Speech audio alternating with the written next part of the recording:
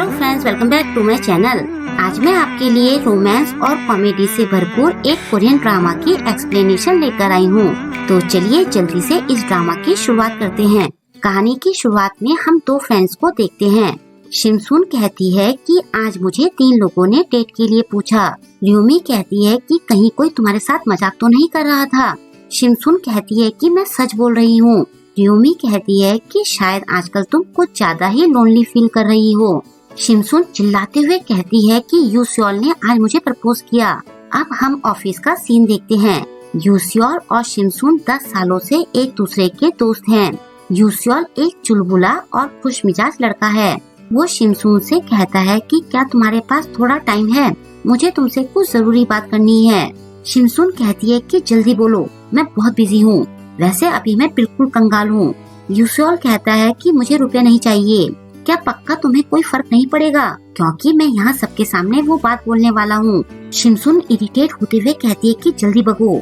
यूसियोल तेज आवाज में बोलते हुए कहता है कि मैं तुम्हें बहुत लाइक करता हूँ। शिमसून उसका मुंह बंद करते हुए कहती है कि तुम ये क्या बकवास कर रहे हो। यूसियोल उसका हाथ पकड़ते हुए सबसे उन्हें सपोर्ट करने के लिए कहता है।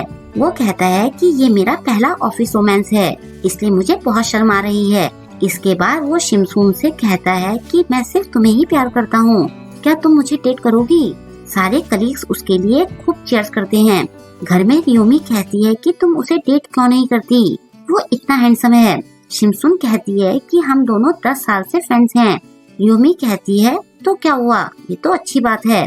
फिर वो इंटरेस्ट लेते हुए पूछती है कि अगला कौन था। शिमसून ग्योल का नाम लेती है। ये सुनकर रियोमी भी चिल्लाते हुए ग्योल का नाम लेती है।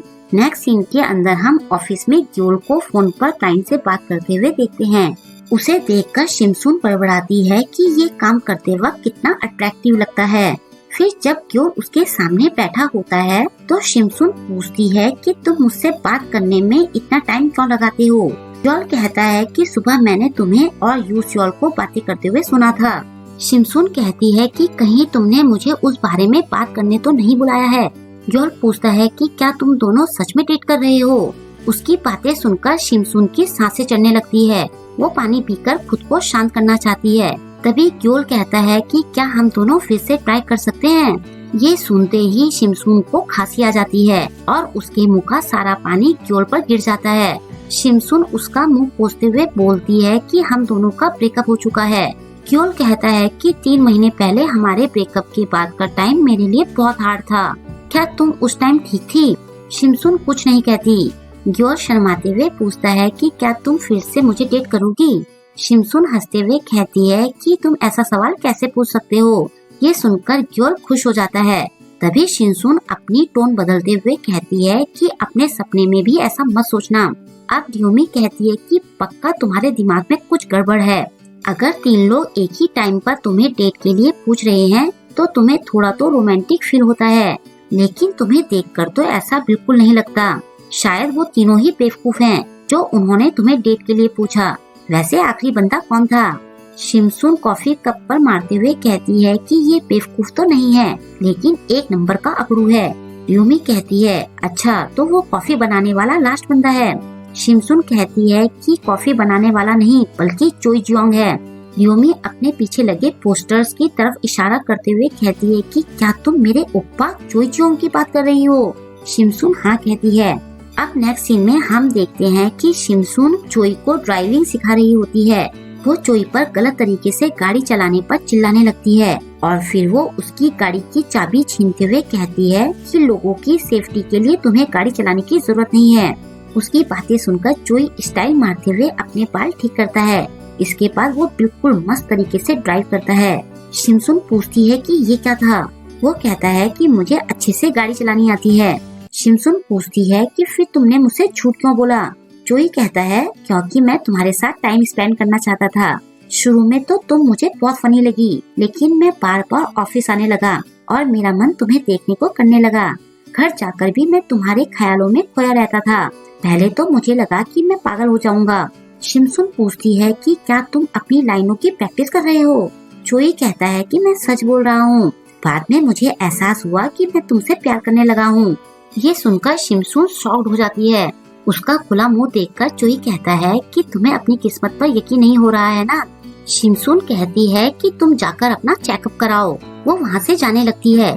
चोई उसे रोकना चाहता है तो शिमसून गलती से उसे थप्पड़ मार देती है और कहती है कि तुमने खुद को बचाया क्यों नहीं। चोई उसके कंधे पकड़कर कुछ बोलना चाहता है, लेकिन शिमसून अपने सिर से उसके सिर पर मार देती है। बेचारे चोई का दर्द से बुरा हाल हो जाता है। शिमसून चुपचाप वहाँ से खिसक जाती है। चोई बाहर आकर चिल्लाते हुए कहता है कि मेरी चाबी तो दे दो।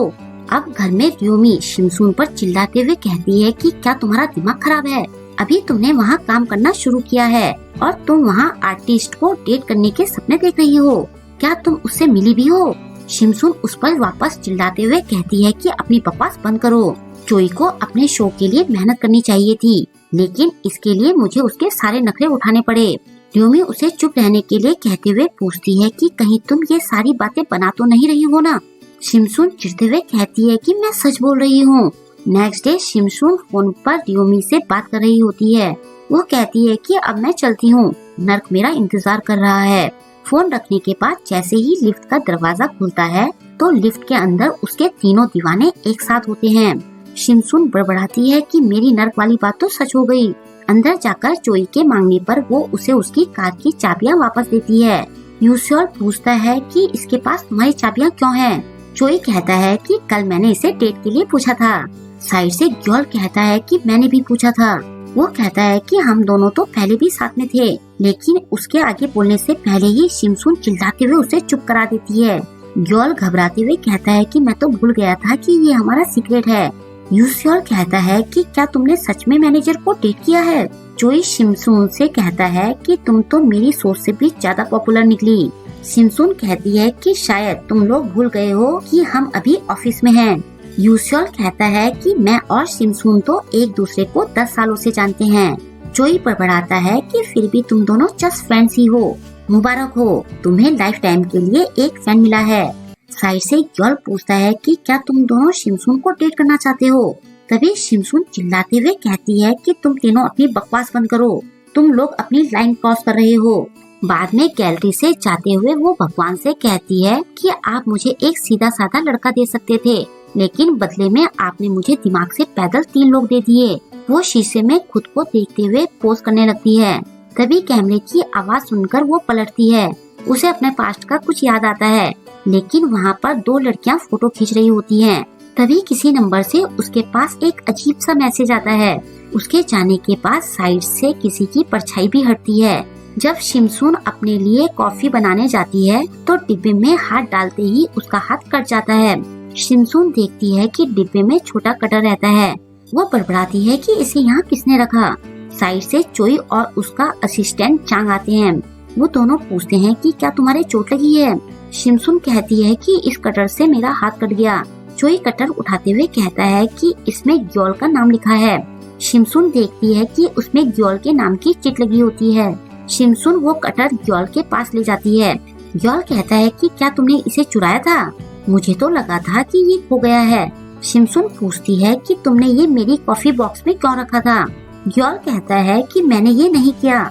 शिमसून पूछती है कि क्या तुम सच बोल रहे हो? ग्योल हाँ बोलता है।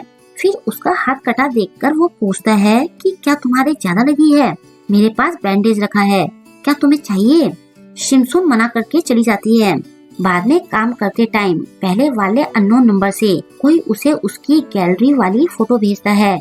शिमसून अपने साइड में बैठे यूसियोल को फोटो दिखाते हुए पूछती है कि क्या ये तुमने भेजी है? यूसियोल फोटो देखते हुए कहता है कि तुम्हें तो फोटो खिंचवाने से चिढ़ है ना, लेकिन इसमें तो तुम पोज मार रही हो, तुम बहुत क्यूट लग रही हो, क्या मुझे ये फोटो मिल सकती है? शिमसून अपना फोन वापस ले लेती है और बड़बड़ाती है कि मैंने तुमसे पूछकर गलती कर दी। वो उस नंबर पर कॉल लगाती है, लेकिन वो नंबर बंद आता है। थोड़ी देर बाद उसे किसी का ईमेल आता है जिसमें लिखा होता है कि मुझे तुम्हें कुछ बताना है, हमारा प्यार हमेशा के लिए रहेगा। ये पढ़कर शिमसून का मूड ऑफ हो जाता है। नेक्स्ट सीन में शिमसून अचानक से होश में आती है। वो किसी कमरे में कुर्सी से बंधी होती है और उसके सामने एक कैमरा रिकॉर्डिंग के लिए रखा होता है। तभी वहाँ किसी की एंट्री होती है। किसी ने शिमसून को किडनैप कर लिया होता है और यहीं पर आज के वीडियो की एंडिंग हो जाती है। शिमसून तीनों बॉयज में से किसे चुनेगी या वो किसी और को पसंद करेगी, आगे उसके ऑफिस रोमांस का क्या होगा और आखिर उसे किडनैप किसने किया है और क्यों। इन सारे सवालों के जवाब हमें आने वाले एपिसोड्स में मिलेंगे, तो वेट कीजिए इसके नेक्स्ट एपिसोड का। आई होप कि आपको आज का वीडियो पसंद आया होगा। आपको आज का वीडियो कैसा लगा मुझे कमेंट करके जरूर बताएं और वीडियो को लाइक और शेयर करना ना भूलें। अगर अभी तक आपने मेरे चैनल को सब्सक्राइब नहीं किया है तो प्लीज मेरे चैनल को सब्सक्राइब कर लें और लेटेस्ट वीडियोस की नोटिफिकेशन पाने के लिए बेल आइकन को प्रेस करना ना भूलें। मिलते हैं जल्द ही इसके नेक्स्ट वीडियो के साथ। Thank you.